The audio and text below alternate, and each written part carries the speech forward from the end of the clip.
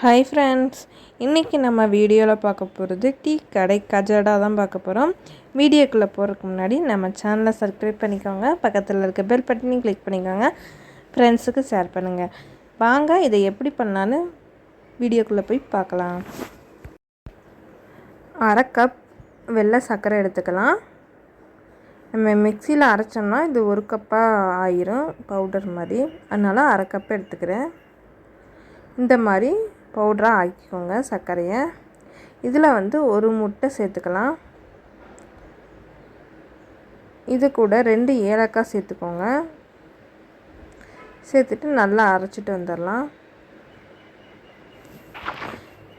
ஒரு பவுல் எடுத்துக்கோங்க. அதில் 1 கப் மைதா மாவு எடுத்துக்கலாம்.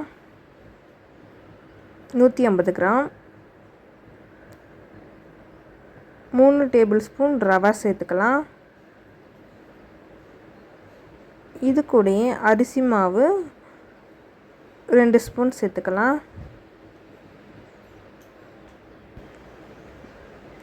கால் ஸ்பூன் பேக்கிங் சோடா சேர்த்துக்கோங்க, ஆப்ப சோடா. இது கூடயே ஒரு பிஞ்ச் உப்பு சேர்த்துக்கலாம்.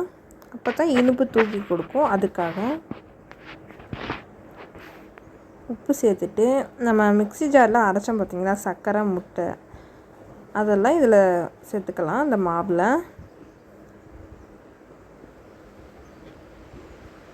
சேர்த்துட்டு நல்லா ஸ்பூன் வச்சு மிக்ஸ் பண்ணி விடுங்க.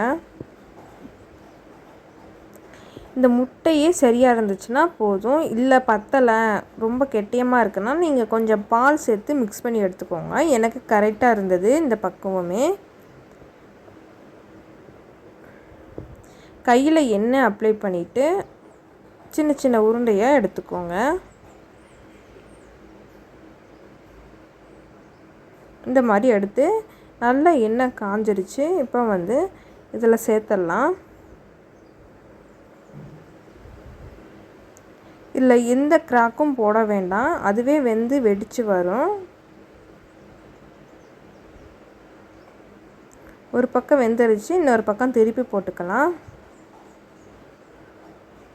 பாருங்கள், அதுவே கிராக்கெல்லாம் உளுந்துருக்கு. நம்ம எந்த கிராக்கும் போட வேண்டாம். நல்லா வெந்துருச்சு கோல்டன் கலர்லாம். இப்போ எடுத்துடலாம்.